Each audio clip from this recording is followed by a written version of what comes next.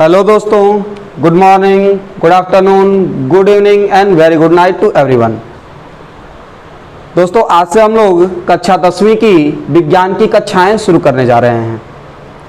विज्ञान की सबसे पहला पाठ है हमारा प्रकाश का परावर्तन। तो प्रकाश का परावर्तन जानने से पहले हमें यह जानना जरूरी है कि प्रकाश किसे कहते हैं। प्रकाश अगर न होता तो क्या होता। अगर हम इस पे विचार करें तो अगर हम इसका प्रैक्टिकल घर में ही कर सकते हैं कि जब बंद कमरे में हम जाते हैं तो हमारे साथ क्या होता है, हमें कोई चीज़ दिखाई नहीं देती है। अर्थात अगर हम कहें कि प्रकाश की परिभाषा बताओ, प्रकाश किसे कहते हैं, तो हम वो ही कहेंगे कि प्रकाश वह ऊर्जा है जो हमारे दृष्टि ज्ञान को, अर्थात प्रकाश वह ऊर्जा है जो जिसकी वजह से हम देख सकते हैं किसी चीज़ को। प्रकाश वो ऊर्जा है जिसकी वजह से हम किसी चीज़ को देख सकते हैं। तो उसकी परिभाषा अगर लिखनी हो तो हम ऐसे करके लिखेंगे,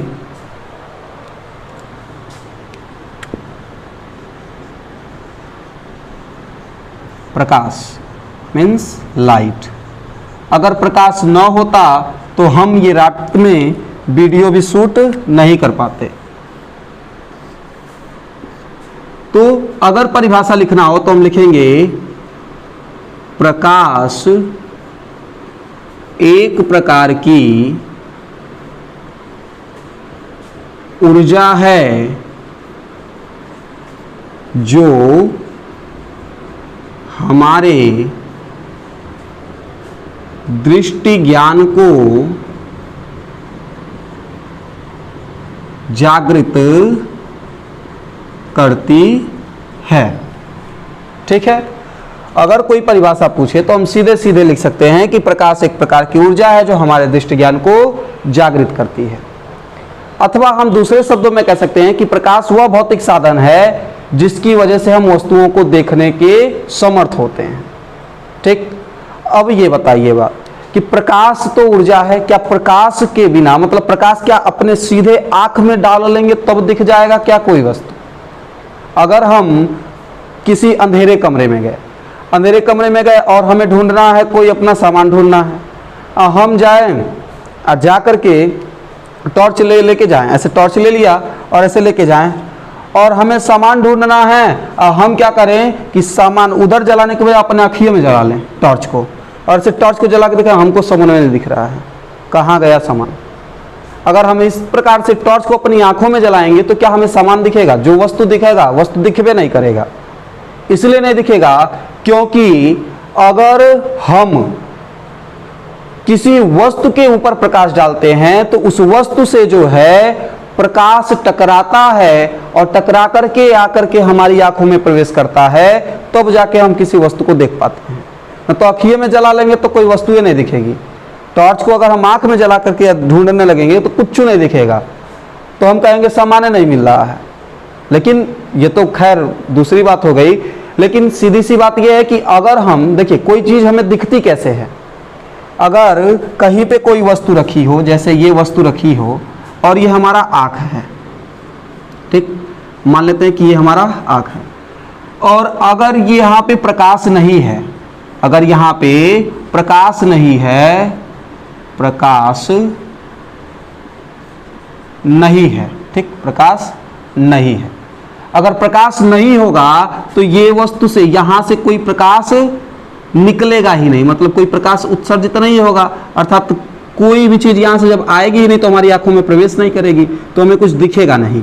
लेकिन अगर कहीं से भी सोर्स ऑफ लाइट, मतलब प्रकाश आता है, टॉर्च से या घर में जंगले से, कहीं से भी आता है, तो हम क्या करते हैं, मान लीजिए यहाँ पे जंगला है और यहाँ पे प्रकाश आया, तो सबसे पहले प्रकाश होता क्या है कि प्रकाश पड़ता है उस वस्तु पे, उस वस्तु से प्रकाश टकरा करके हमारी आंखों में प्रवेश करता है और तब जाके हम उस वस्तु को देख पाते हैं। यानी कि देखने के लिए हमें प्रकाश बहुत ही आवश्यक है।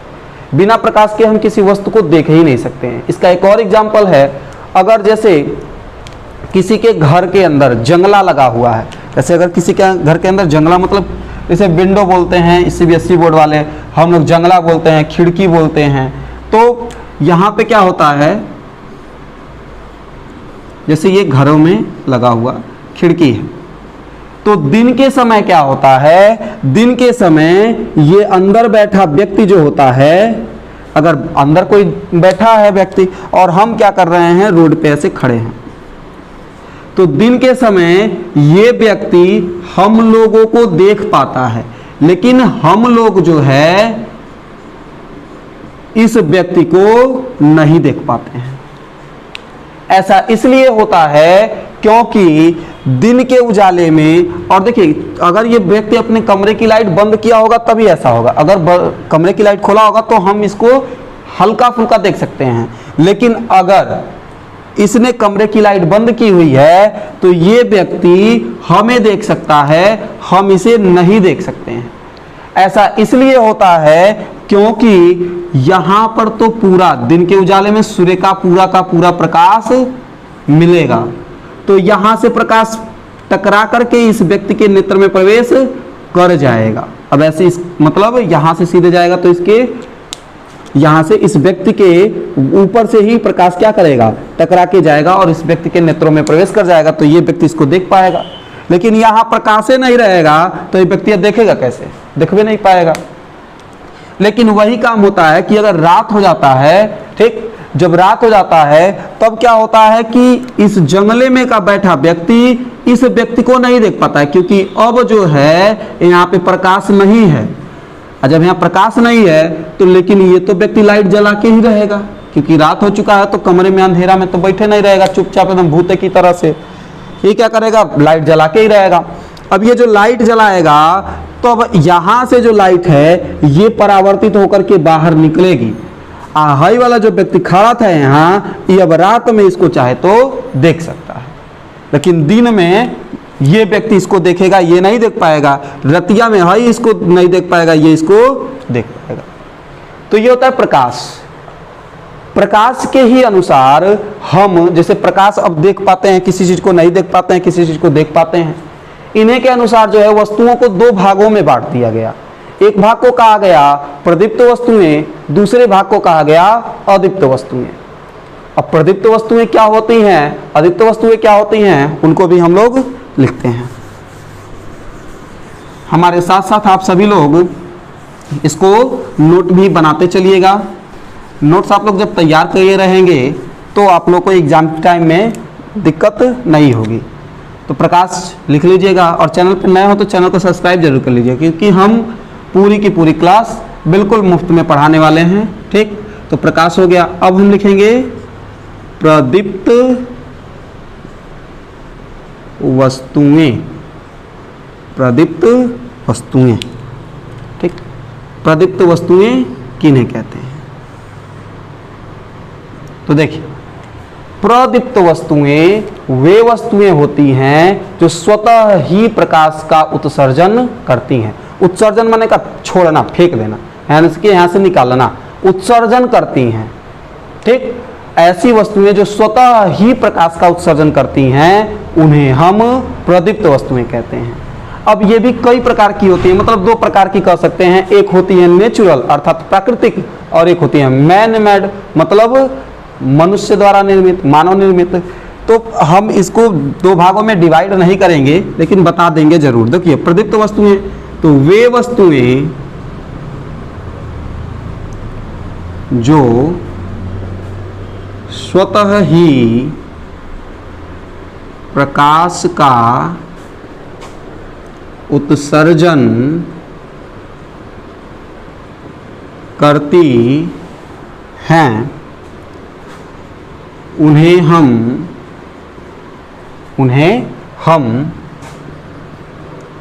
प्रदीप्त वस्तुएं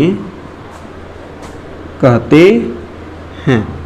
अब जैसे उदाहरण के रूप में ले लें, ठीक, स्वतः तो सूर्य तो सबसे बड़ा प्रकाश का स्रोत है, तो इसे हम कैसे छोड़ सकते हैं।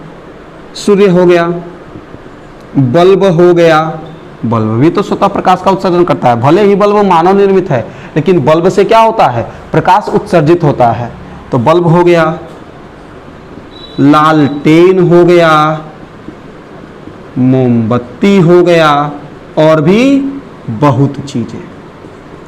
ठीक, तो सूर्य, बल्ब, लालटेन, मोमबत्ती, ये सभी क्या हैं?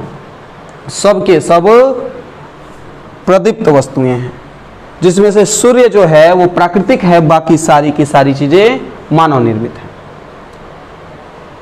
समझ में आया होगा। इसके बाद से हम हेडिंग डालते हैं अदीप्त वस्तुएं। ठीक, अदीप्त वस्तुएं। तो देखिए, अदीप्त वस्तुएं वे वस्तुएं होती हैं, अदीप्त वस्तुएं वे वस्तुएं होती हैं जो स्वतः प्रकाश का उत्सर्जन नहीं करती हैं, अर्थात उनसे प्रकाश उत्सर्जित नहीं होता है, बल्कि वो किसी अन्य के प्रकाश के कारण चमकती हैं या हमें दिखती हैं। लेकिन ये जो चीजें हैं, यह स्वतः के प्रकाश के उत्सर्जन के कारण हमें अपने आप ही दिख जाती हैं, जबकि जो अदीप्त वस्तुएं होती हैं उन्हें देखने के लिए हमें किसी प्रकाश स्रोत की आवश्यकता पड़ती है। तो इसका भी हम डेफिनेशन लिख लेते हैं कि वे वस्तुएं जो स्वतः प्रकाश का उत्सर्जन नहीं करती हैं, बल्कि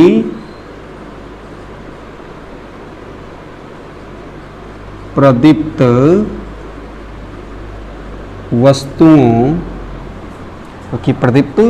वस्तुओं के प्रकाश द्वारा दिखती हैं, उन्हें अदीप्त वस्तुएं कहते हैं। अब इसका एग्जाम्पल लिखा जाए तो इसके एग्जाम्पल में हम लिख सकते हैं चंद्रमा। चंद्रमा का खुद का थोड़ी प्रकाश है, चंद्रमा तो सूरज भगवान जब ऐसे फेंकते हैं, अर्थात तो सूरज भगवान का जब लाइट जाता है चंद्रमा पे, तो चंद्रमा टकरा के, चंद्रमा से टकरा करके फिर अन्य ग्रहों पे आता है, अर्थात तो पृथ्वी पे आता है। जैसे हम लोग पृथ्वी को देखते हैं, चंद्रमा बड़ा सुंदर चमक रहे हैं, तो सुंदर चमकते हो, खुद का थोड़ी चमकते, तो सूरज भगवान से लिए होते हैं, माने सूरज भगवान, जैसे हम लोग तो भगवान ही कहते हैं, सूरज भगवान, चंदा मामा, बिल्ली मौसी, ये सब कहते रहते हैं। तो जो सूरज होते हैं, सूर्य, उससे जो प्रकाश निकलता है वो चंद्रमा पे टकराता है, और चंद्रमा पे टकराने के कारण उससे प्रकाश परावर्तित होता है। परावर्तित किसे कहते हैं आगे हम बता रहे हैं, लेकिन वो क्या करता है कि सूरज से प्रकाश गया उस पे से टकरा के आ गया, हम लोग को दिखता है, तो हम लोग कहते हैं हाँ बहुत सुंदर चमक रहे हैं, आज तो पूर्णिमा है, एकदम खूब बढ़न कर दिख रहे हैं।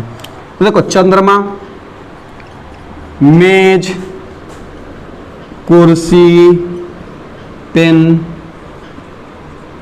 आदमी का बिना प्रकाश के दिखेंगे क्या?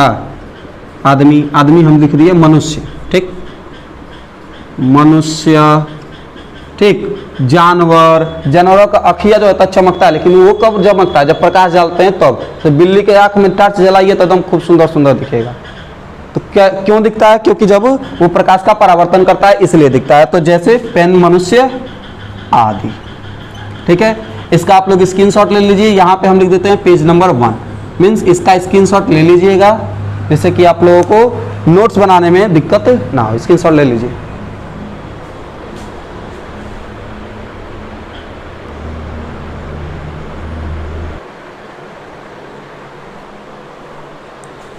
इसके बाद से हम लोग अगली हेडिंग डाल लेंगे प्रकाशिक माध्यम।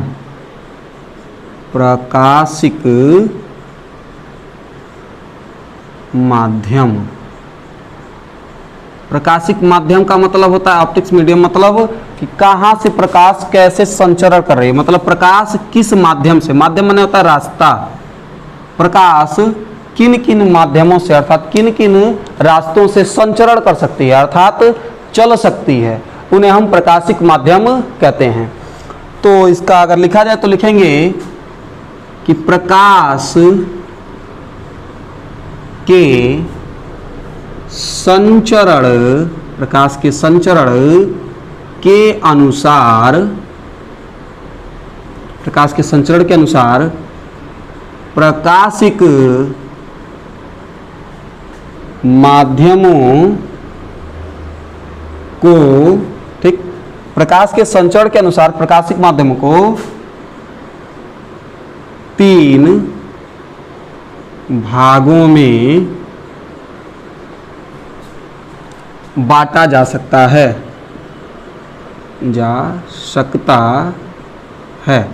इसके पीडीएफ भी आप लोगों को हमारे यूट्यूब पे ही लिंक मिल जाएंगे, जल्दी ही मिल जाएंगे। ठीक, तो प्रकाश के संचरण के अनुसार अर्थात प्रकाश की गति के अनुसार, ठीक, प्रकाश की गति के अनुसार प्रकाशिक माध्यमों को 3 भागों में बांटा गया है। वो 3 भाग हैं क्रमशः, पहला है पारदर्शक, जिसे हम लोग पारदर्शी भी कहते हैं। दूसरा माध्यम है हमारा पारभासी, इसे ऐसे भी लिखते हैं पारभासी। तीसरा है हमारा अपारदर्शी माध्यम। ठीक है, इन तीनों माध्यमों को हम लिखते चलते हैं हेडिंग वाइज। सबसे पहला हेडिंग है हमारा पारदर्शक। ठीक, तो देखिए पारदर्शक, नमय से कंफर्म हो जा रहा है कि पारदर्शक माने क्या होगा। पारदर्शक का मतलब है कि जिसके आर पार देखा जा सके, जैसे शीशा हो गया, मतलब शीशा जिसके पिछवा पेंट किया रहता है, दर्पण नहीं शीशा। ठीक, तो पारदर्शक परिभाषा लिखा जाए तो वे माध्यम जिनसे प्रकाश, ठीक, जिनसे प्रकाश पूर्णतः, ठीक, या कुछ भाग बस वो एब्जॉर्ब करता है, कुछ भाग ही बस सोच पाता है, बाकी पूरे भाग को पूर्णतः, जिनसे प्रकाश पूर्णतः आर पार आसानी से निकल जाए, अर्थात देखिए वे माध्यम जिनसे प्रकाश पूर्णतः आर पार आसानी से निकल जाए, उन माध्यमों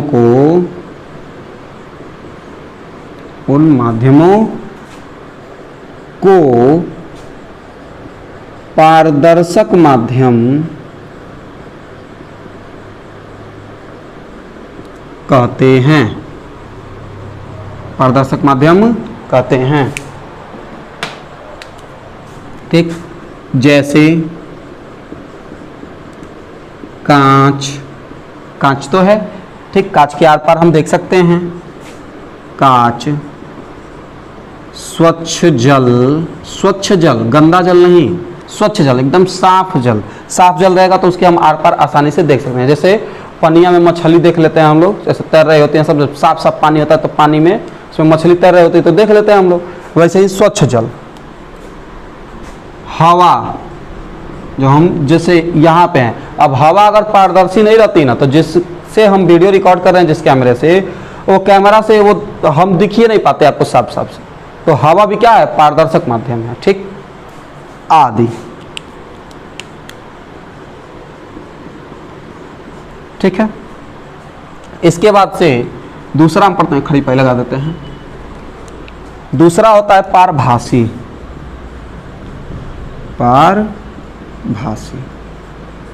ठीक, पारभासी माध्यम वे माध्यम होते हैं जिनसे प्रकाश पूर्णतः नहीं, आंशिक रूप से आर पार निकल पाता है। ठीक, आंशिक रूप से माने क्या, कि जैसे अगर हम प्रकाश जा रहा है तो कुछ भाग आर पार निकल जाए और कुछ भाग इधर ही रह जाए। ठीक, जैसे कुछ भाग आर पार निकल जाए, कुछ भाग इधर ही रह जाए। जैसे अगर हम पेपर को, एक कागज को तेल में डुबो के ऐसे देखेंगे तो उसके बगलिए में पीछे दिखेगा, जैसे कोई कपड़ा है, सूती कपड़ा है, सूती कपड़ा माने कॉटन की सीट है, सूती कपड़ा, तो उससे आर पार देखेंगे ना तो उसके भी आर पार दिखेगा, लेकिन पूरी तरीके से नहीं दिखेगा, अर्थात साफ नहीं दिखना। तो लिखेंगे हम इसका परिभाषा कि वे माध्यम जिनसे होकर प्रकाश आंशिक रूप से आर पार निकल पाए, ठीक, निकल पाए या जाए, उन माध्यमों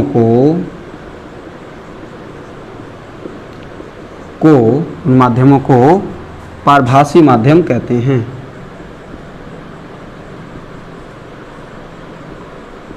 माध्यम कहते हैं, ठीक। जैसे अगर हम देखें गंगा जल गंगा जल नहीं जी, गंदा जल, ठीक, गंदा जल। घिसा हुआ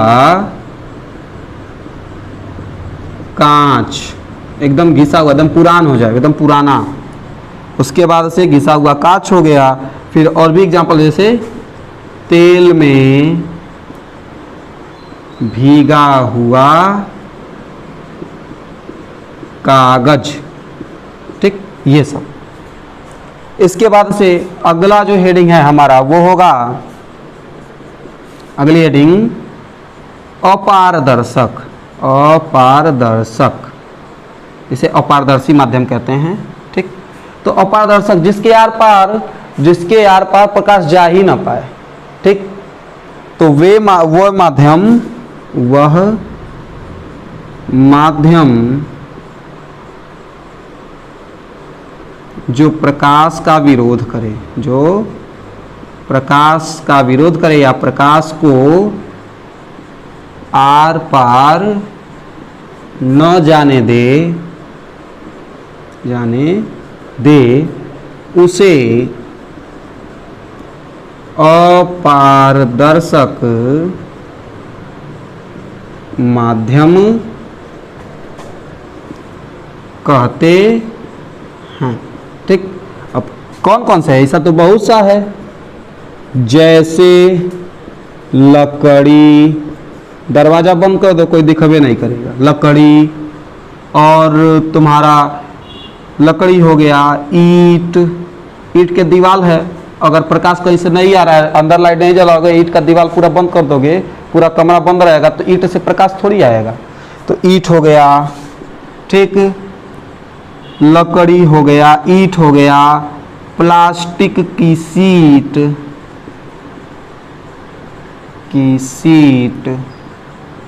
ठीक।